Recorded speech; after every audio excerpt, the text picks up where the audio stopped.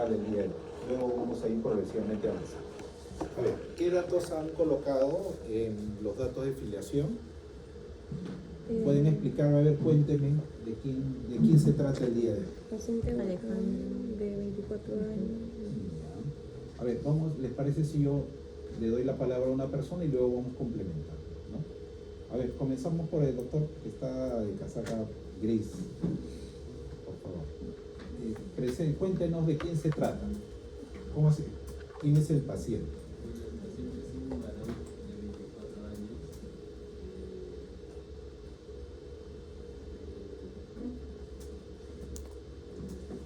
¿A qué se dedica, por ejemplo? ¿Qué hace? ¿No? Ahí están todos los datos. Se dedica a la venta de artículos de internet y educación profesional.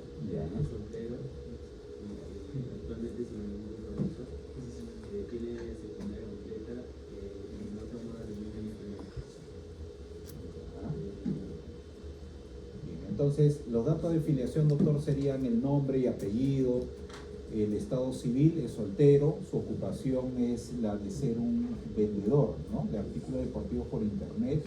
Entiendo que es un trabajador independiente, ¿no? Su nivel de instrucción dice secundaria completa. No sabemos con quién vive, ¿verdad? La religión tampoco Vive con su refiere. familia, ¿no? Pues, Sí, vive con su mamá, hijo, con su mamá y su hermano. y su hermana, ¿no? Sí. En los datos, digamos, no Ah, figura, no. pero en el contenido sí. ¿Qué más? Entonces vive con su hermana, con su mamá, el padre fallecido. Falleció hace poco. Correcto. Bien, eso, ahora, ¿tiene hijos? No, No. ¿Cómo saben? no dice refiere. caso. Ah, Ya. Eso también es importante, doctores, aquí, digamos, el curso históricamente tuvo 2 horas de teoría y teníamos horas de simulación. En la simulación entrevistamos a los pacientes y ahí siempre se le decía al estudiante que como esta es la primera vez que utilizan el método psicológico, la entrevista psicológica es muy diferente de la entrevista clínica. Primero porque la entrevista psicológica, doctores, en promedio dura 50 minutos. En medicina uno no sé 15. cuánto dura su...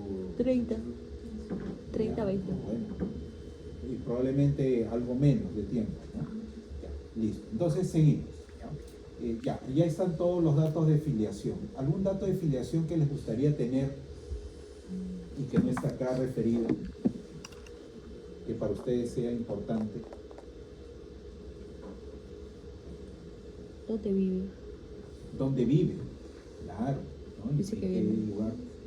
¿Dónde nació? Ahí dice. Paso. Sí, claro, pero, o sea, Pasco es la ciudad, ¿no? O sea, nació en la ciudad, nació en zona rural. Todos estos datos, digamos, específicos podrían complementar. Bien, ahora, vámonos ahora a la parte de antecedentes heredofamiliares. El mismo paciente, ¿qué datos de salud tiene? Por ejemplo, ¿toma algún medicamento psiquiátrico? No. Dice que no. En los antecedentes heredofamiliares es primero el paciente y luego su familiar. Eso va en la primera parte. O sea, el paciente no toma medicina, por ejemplo, no es un paciente tiroideo, no es un paciente oncológico, no es un paciente que tenga una enfermedad crónica no transmisible. El asma, A los correcto. 12 años. Muy bien, tiene el asma a 12 años. ¿Qué más? Su padre tomó. Ah, no, ahora ya A no. nivel del paciente, ahí no más quedamos. Ajá. Bien, pasamos al papá. Toma antidepresivos, como entiendo. Ya. En los antecedentes heredofamiliares, doctores, primero va el tema de salud física y luego va salud mental. ¿Ya? En salud física, ¿qué pasó con el papá? Correcto, tuvo una operación a la próstata, ¿no? Y falleció de la operación a la próstata. Falleció un virus. Un virus, intrahospitalario. ajá. Tuvo un virus intrahospitalario, ¿no? Cuando lo operaron. Bien. La mamá, físicamente estamos primero. Sana. ¿Perdón? Sana, ¿ya? Y la hermana, Su tía. pero la tía paterna, que ahora ya pasamos al tema psiquiátrico, el papá tomó antidepresivos ocasionalmente, y la tía, ¿qué pasó con la tía? Hospitalizada por sobredosis. Sobredosis medicamentosa. Ahí hay datos importantes. Bien, ¿para qué viene el paciente a la consulta? Ahí está el motivo de consulta. Ah, porque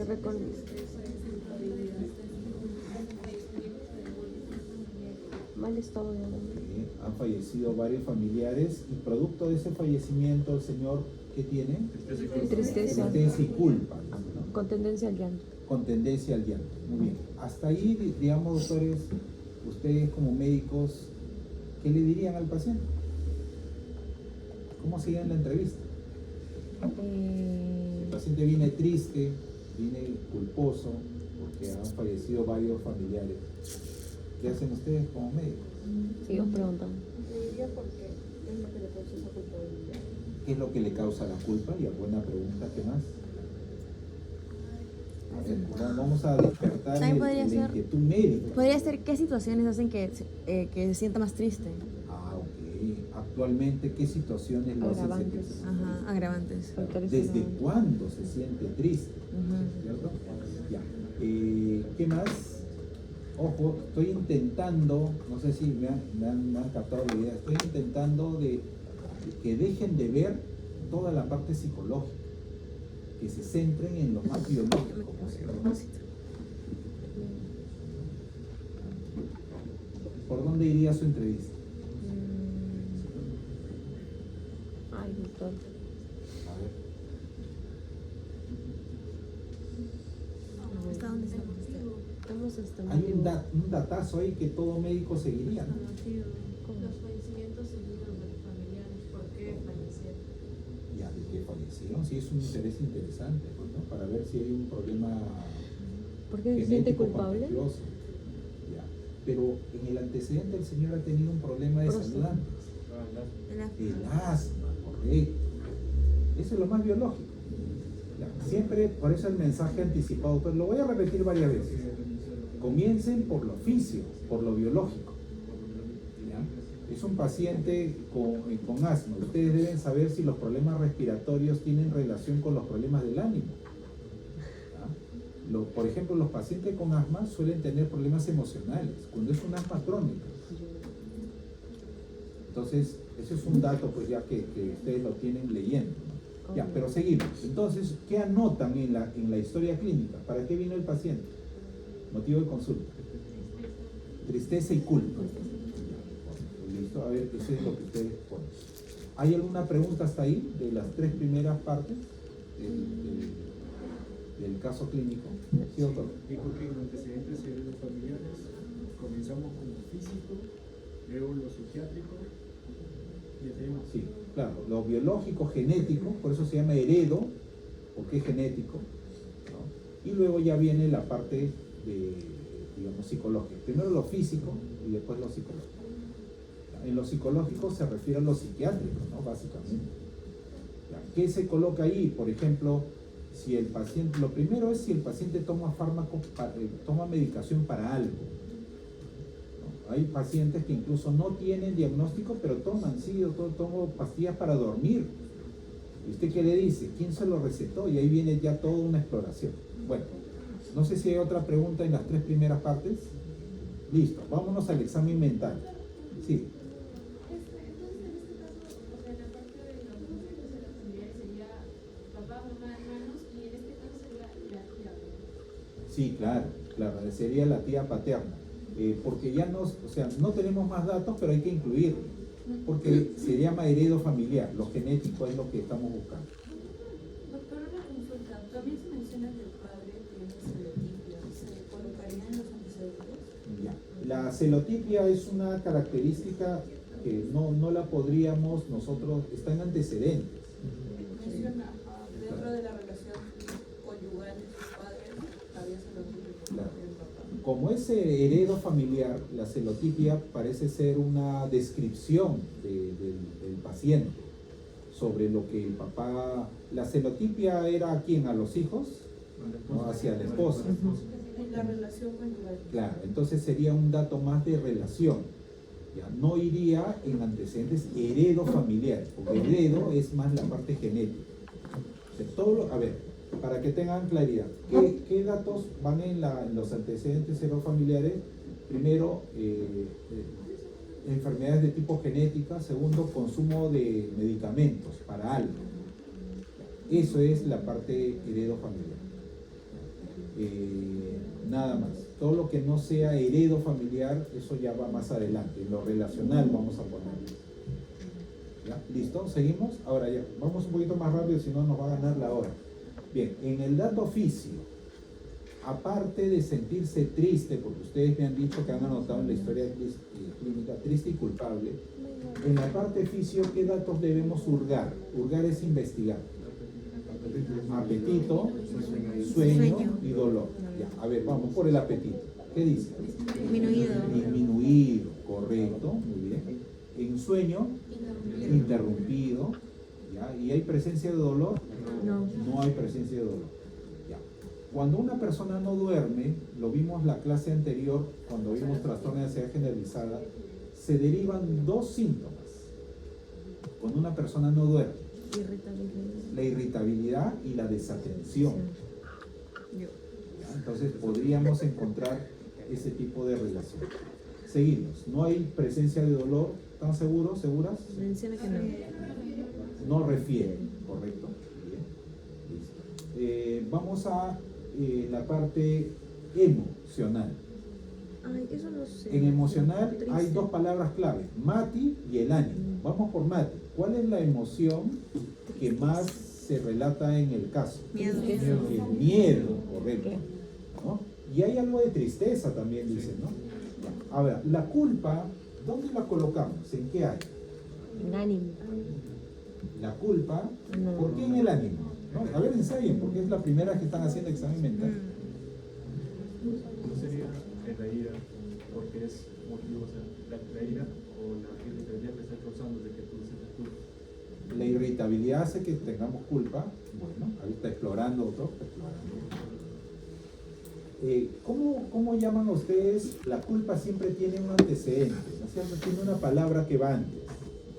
¿Cómo lo han aprendido? Yo he escuchado a las personas hablar del sentimiento de culpa. A ver, imagínense, pues, autores, que los premian, ¿ya? Por un trabajo, por su video, imagínense un ejemplo nada más, pero el trabajo se lo hizo su compañero. Le dice, queremos premiar al estudiante que ha tenido el mejor desempeño en el video, y el señor o la señorita sabe que no hizo el video, pero pusieron su nombre. ¿Cómo saldrá al frente? Ya, eso ya depende de la personalidad, ¿no? Hay personas que salen pues así, levantando, bueno, ya. La culpa viene cuando la persona compara lo que fue y lo que pudo haber sido. Entonces la culpa, doctores, es cognitiva. La culpa es una comparación de ideas. Me siento culpable porque, digamos, no le dije al profesor que yo no hice el trabajo. ¿Cierto? Ya, entonces la culpa, doctores, es cognitiva. A ver, pero hay miedo. Ya, ¿miedo a qué? Ahí, a ver, perdón, antes en miedo, ¿no hay otra emoción? Hay tristeza. ¿Ya? Correcto. Bien, entonces el miedo. Ahora, ¿miedo a qué? Siempre complementando. Vemos que el paciente expresa miedo a contagiarse. ¿Contagiarse de qué? De cualquier enfermedad. De alguna enfermedad. Siempre complementando, ¿no? Se aprecia en el paciente un miedo frecuente a contagiarse, miedo a contaminarse. Ajá. Bien. La presencia de la tristeza, ¿por qué se debe? Por fallecimiento de sus padres. Asimismo expresa una tristeza por el fallecimiento de sus familiares más cercanos, en este caso el papá. ¿No? Ahora, después luego vamos a preguntar cuánto tiempo, está en la pizarra, cuánto tiempo está triste. Porque cada vez que hay tristeza, o sea, ánimo abatido, y hay anedonia, o sea, pérdida de placer, inmediatamente decimos, no, acá hay un problema de trastorno de depresión mayor. Si es reciente y han pasado 2 semanas, ¿qué trastorno sería? Depresión mayor. Y si es de 2 años, persistente del año. ¿Será un caso de trastorno depresivo? Ahí está, miren, ya van apareciendo, ¿ya? Pero estamos en el miedo. Cuando hay miedo, ¿es depresión o ansiedad? Ansiedad. Ah, ya está, en este momento estamos hasta ahí. Listo. ¿Algo más? Ahora, ¿cómo está el ánimo? Va. ¿Dónde dice? Que ha dejado de disfrutar, de hacer las cosas que antes disfrutaba. ¿Dice eso? No. No. La mayor parte es angustia, miedo. Miedo a contaminarse. También luego aparece un miedo a olvidarse, miedo digamos, a dejar algo olvidado, ¿no? Porque hay un control. Bien. Entonces en el ánimo, aparentemente el ánimo está conservado. Aparente. Punto seguido, aparentemente el ánimo está conservado. Pero ustedes cuando entrevistan a este paciente tienen que hurgar y decirle, ¿y usted está triste últimamente? Ya comienza el DSM-5, ha perdido peso, Ajá. ¿no? Está lloroso. Siente nostalgia, ¿no? ¿Qué era? Había una de que se arrepentía de cosas del pasado también. Claro, la culpa. Clara culpa. La presencia de culpa. Entonces aquí tenemos, aparentemente la culpa es una culpa, digamos, aislada, ¿no? No hay más sintomatología No. depresiva. Entonces se pone ánimo, el estado de ánimo Yes. aparentemente conservado. Ujú. ¿Ya? Listo. Pasamos al área Cognitivo. cognitiva. ¿Cómo está su nivel de conciencia? ¿Cómo se evalúa la conciencia? Primero que ¿Qué el datos hay? paciente, primero que el paciente piensa, ¿qué piensa sobre el síntoma? Ya, a ver, ¿la conciencia qué era? ¿O qué El es? estado de conciencia. Sí, claro, porque el estado de alerta, vigilia, sueño nos dice la pregunta consciente. Ya, ese es un punto. La persona tiene problema de sueño, Ajá. por lo tanto, ¿está consciente? No.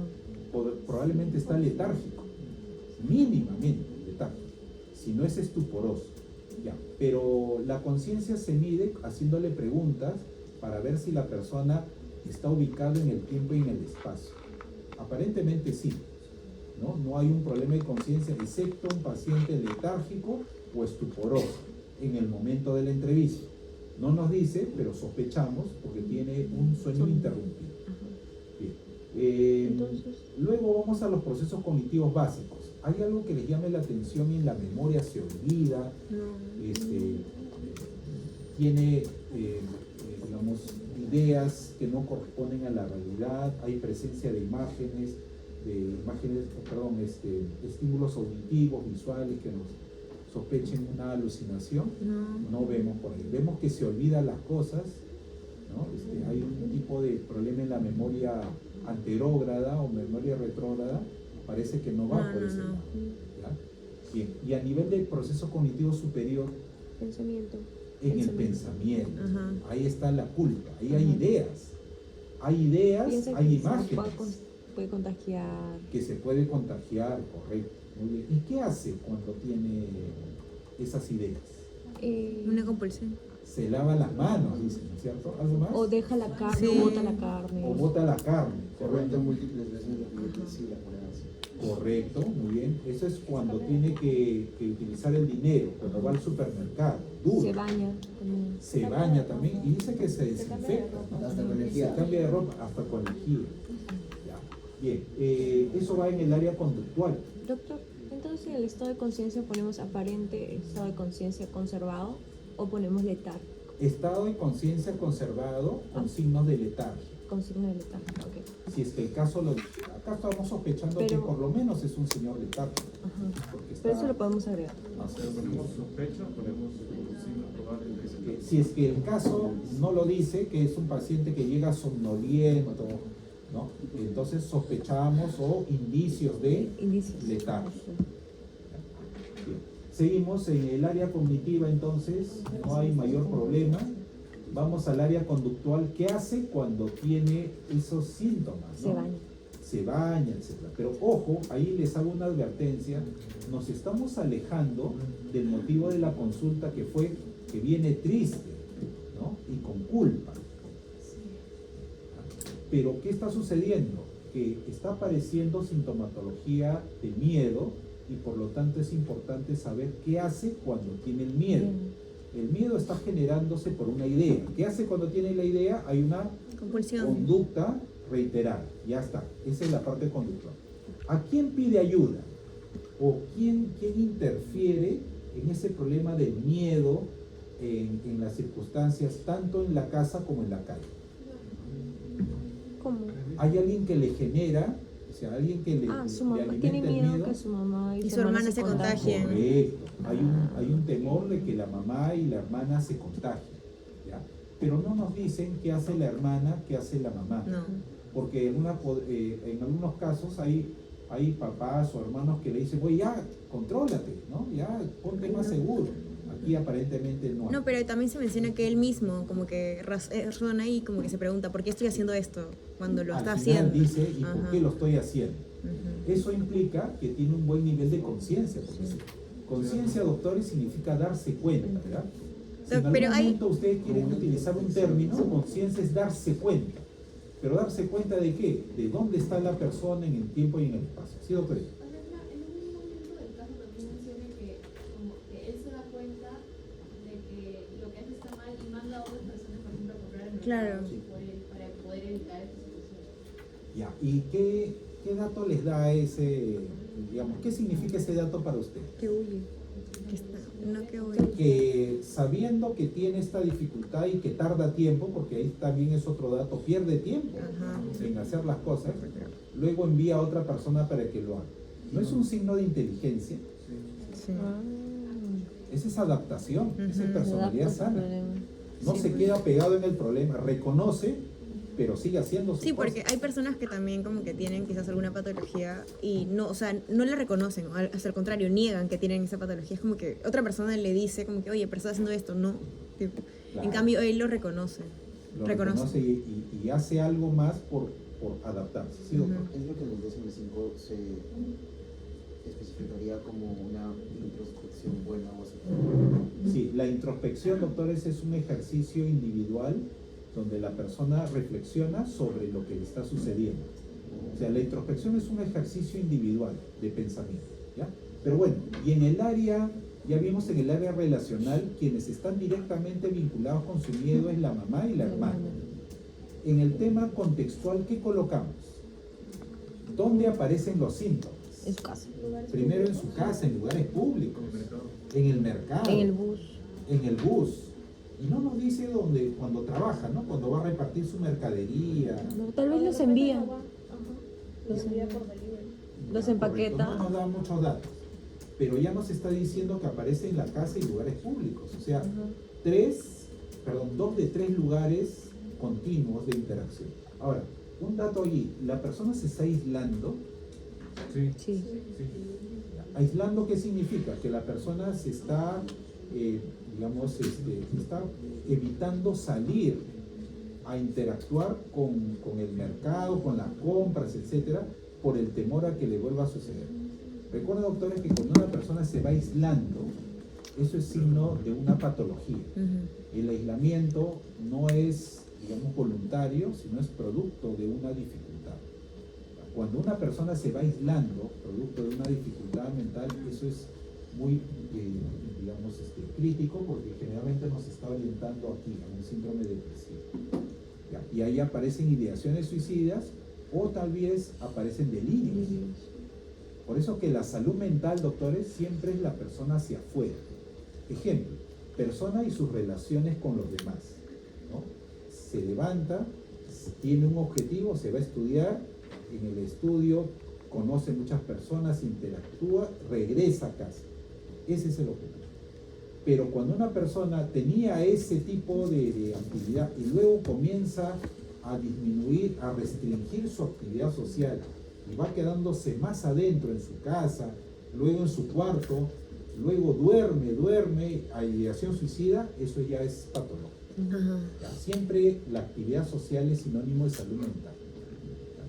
¿Ya? Bien, entonces hasta ahí ya más o menos van entendiendo cómo se va llenando, ¿no? Sí. Ya. Doctor. Con lapicero, antes de responder una pregunta, antes que me gane el tiempo, subrayen cuál para ustedes son las áreas críticas del examen mental en este paciente. ¿Qué significa un área crítica? Donde hay síntomas que explican el cuadro clínico. Emocionales. Sí. Emocional. Fisiológica. Emocional, fisiológica. ¿Por qué fisiológica? Conductual. Por Por el el, apetito. por el apetito. Por el apetito del sueño. Ajá. Ya. Emocional por la tristeza. Conductual puede ser. Cognitivo, pues. Conductual. se están dando cuenta doctores que hay 3 áreas críticas. Primero, el área conductual, que es lo más llamativo, que le hace perder 1 hora más o menos de tiempo, máximo, ¿no? O mínimo. 2, pero esa conducta Viene de algo. obedece ¿a qué? A un pensamiento que le ocasiona miedo. Ajá. Entonces hay 3 áreas comprometidas: el área conductual, el área cognitiva y el área emocional. Bien, ¿a qué cuadro clínico? Ahora ya vamos a lo último, diagnóstico presuntivo. Así es. ¿A dónde nos está llevando? Trastorno obsesivo. A un trastorno Trastorno obsesivo compulsivo, sí. Excelente, mira cómo ya va derivándose. ¿Ya? Pero el TOC tienen que justificarlo. ¿Por qué es TOC? Porque tiene. Acuérdense Bueno, del DSM-5. claro, porque. Bueno. Ah, porque tiene Obsesión, ¿no? apetito. El DSM-5 dice, para que sea TOC está dividido en 2 partes. Ajá. Que hay un pensamiento real, una idea, una imagen o un impulso que es real, pero que el paciente no puede evitarlo. Ujú. Y lo intenta a través de ¿qué? De De una compulsión. conducta que se llama compulsión. Ajá. Tiene varios. Y la compulsión tiene una finalidad. ¿Cuál es la finalidad de la compulsión, o sea, de la conducta? Disminuir ¿qué? la El obsesión, pensamiento. pensamiento obsesivo. Claro, pero no lo puede hacer No. porque en realidad lo que está haciendo es disminuir la angustia, Ujú. pero el pensamiento Sí, sigue ahí. siendo productivo. Entonces estamos frente a un trastorno obsesivo compulsivo. ¿De qué tipo? Porque ahí Ay. termina la historia. Ay, ¿De control? Ajá, a ver, no sé. el segundo. Primero hay un TOC, el primero, ¿cómo se origina? Porque es un miedo a contagiarse, porque Sí. el papá se contagió de un virus intrahospitalario, probablemente murió. No quería que le pase lo mismo a su mamá, por lo tanto era un TOC de ¿qué? De higiene o de salud, De limpieza. de limpieza, correcto. 1. Luego pasamos a otro tipo de conducta, De contagio. De contagio. Porque cuenta el dinero, ¿no? de control. Ese es el TOC de control, que finalmente se relaciona con verificar que se dinero. cumplan algunas cosas, ¿verdad? Ujú. Ya, ahí tenemos entonces un TOC mixto, un TOC de control y un TOC de higiene. ¿Puede ser TOC de repetición? El TOC de simetría También puede ser, porque menciona que o de hacía varias contaminación, podría ser. No, perdón, de acumulación, no de contaminación, ya lo ¿Tres vimos. TOCs? Hay un TOC de acumulación, que es la persona que comienza a guardar cosas que no usa. Eso no, pero repite varias acciones. O sea, fácil. Pues, Sí, pero acá digamos, miren, en varias ocasiones botó carne de res por su duda de inseguridad al pensar que era carne de cerdo, o sea, era TOC de contaminación. Ajá. ¿no? Prefería que otros vayan al mercado para no ver cómo la atendía. Esta situación fue en aumento. ¿Qué fue en aumento? Dice esta situación. ¿A qué se refiere con esta Pensamientos. situación? No, las conductas. Bueno, las ¿no? conductas. Las conductas. Y obviamente recurría por el pensamiento. ¿no? Dice, por lo que sentía que cualquier cosa lo podía contagiar. Prefería quedarse en casa y no salir a la calle por no tocar la manija de la puerta, la baranda de los carros. Se lavaba las manos varias veces durante el día. ¿Por qué hago este énfasis? Porque para el TOC, de acuerdo al DSM-5, tiene un criterio de temporalidad, Ujú. que el paciente invierte por lo menos una hora diaria. ¿Ya? Bien, entonces, doctores, hemos visto el caso del día de hoy es de trastorno obsesivo compulsivo. Sí, doctor. Justificación. Clasificación. Una pregunta, entonces el motivo O sea, de ¿por qué? consulta no necesariamente tiene que tener relación con el diagnóstico presuntivo, porque el paciente acá llegó por la tristeza y la culpa y al final estamos diagnosticando trastorno. Sí, doctora, así es. Por eso les decía, cuando comencé a escribir, les dije en qué momento se toma el examen mental y por qué. ¿Ya? ¿Se acuerdan de lo que les mencioné? ¿Cuándo tomamos el examen mental? Primero cuando descartamos que haya un problema orgánico. Pero ¿cuándo se descarta un problema orgánico? No es primero haciéndole una prueba solamente biológica, sino que como el médico que hizo el día de hoy, el caso de Ana Dávila, le va preguntando y el médico ya dándose cuenta de que el motivo de consulta, por ejemplo, no es dolor, no hay una hemorragia, no hay tos, no hay fiebre. Cuando ocurren esa sintomatología, el médico sigue por el lado orgánico. Pero acá la paciente dice, doctor, vengo porque estoy triste. Entonces el médico, ¿qué podría hacer en ese momento? No, dice, señor, esto yo no lo veo, voy a derivar a la psiquiatría. No puede hacer eso. Tiene que hacer el examen mental para encontrar, por ejemplo, el asma. Por eso les decía, doctores, que algunas personas dicen, pero acá hay asma. Quiero ver si el señor, la pregunta podría ir, a ver, hábleme sobre su asma. Está más productiva, las crisis como son ahora, pero no he ido por ahí. No. El caso clínico, como lo he planteado, va por el área donde comienza con tristeza, culpa, pero usted se encuentra en el camino con el miedo. El pensamiento. ¿Ya? Ahora, aprovecho ya para terminar, porque si no voy a seguir más tiempo. Se están dando cuenta que muchos trastornos que vamos a ver, bueno, el día de hoy vamos a ver, siempre giran en torno al miedo y el ánimo. Pero no es necesariamente un síndrome ansioso, Ni depresión. no es necesariamente un síndrome depresivo. El TOC tiene mucho de ansiedad, Ajá. de angustia. Y un poco de... El trastorno de estrés postraumático que vamos a ver también tiene de ansiedad y también tiene de depresión. El trastorno somatomorfo, que es el paciente hipocondriaco, el trastorno por dismorfia corporal, el paciente tiene angustia y también tiene depresión. Lo que quiero decirles, doctores, es que los problemas del ánimo están presentes en muchos cuadros clínicos, Es cierto. pero no son eminentemente este tipo. Entonces, respondo a su pregunta, vamos a encontrar eso en el camino, esa variación. Sí, doctor.